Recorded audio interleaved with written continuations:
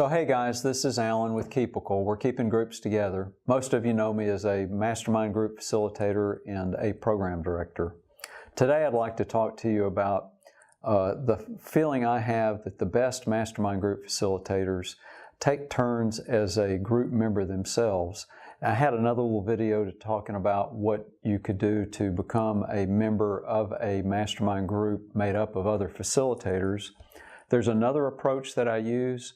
If you can find and get yourself involved in a group of other Mastermind group facilitators, that's great. But this other solution is something I've done for several years, and that approach is that I actually have a group that I'll take a turn and participate in a group I facilitate as a member myself. And like I said, I've been doing that for several years. The way that I got started doing that was that this particular group had gotten down in a size for the format that we had that we were really would be stretching the time that each person needed. And so I just asked, well, how about if I take a turn? And they were fine with that. And then since then, if the group grew to a size where maybe they're really, we're really kind of getting everybody, barely getting them in there time-wise, I certainly didn't take a turn. And then if it kind of shrinks down a little bit where to help round things out, I'll take a turn. And they get a lot out of it when they hear some of my top problems and issues and trials and tribulations. It helps them to understand me better, but also they get to give reflection, that type of thing. So when is a good time? And I think I kind of just identified that. So if your group is getting a little too small, maybe taking a turn until you can backfill that next member, taking a turn helps with that. But also another one is that you really just need some guidance yourself. We as facilitators, we tend to be like solo entrepreneurs where we've got all the people we surround ourselves with. We need to look like we got our act together and that we're not human. And it's very difficult to sort of let yourself go and allow yourself to be vulnerable and explain that you've got some issue. And so belonging to a group as a member has the ability to address that kind of thing, and this is one way to do it. So why would you do it? So some benefits that I think are unique perhaps to what you can get by being a member of your own group is that it breeds humility. If you'll allow yourself to look a little human, a little vulnerable to your group members, that it creates more understanding between you about what everything is about.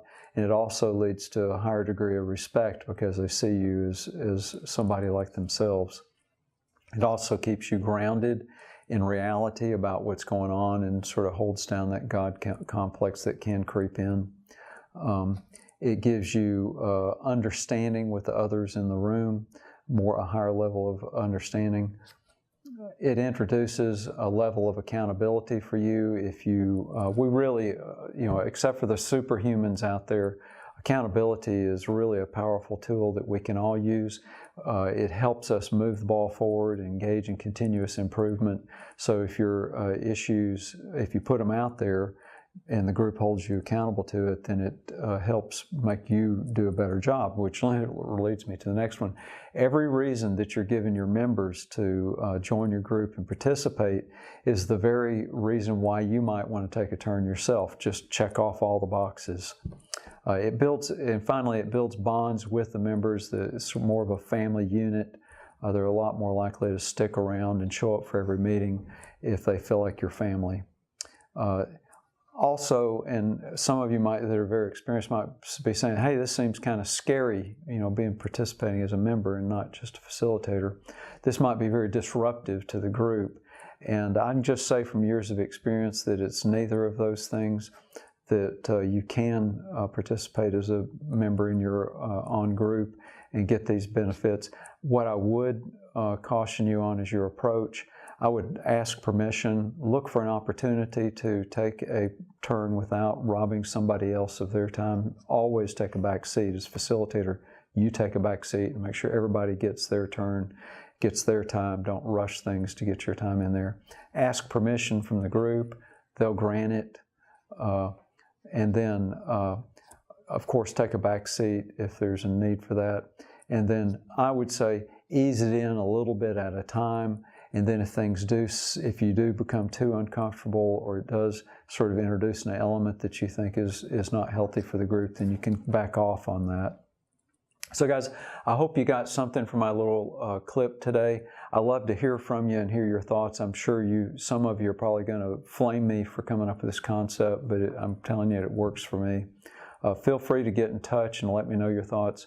You can reach me at keepical.com. Just remember, we're all keeping groups together.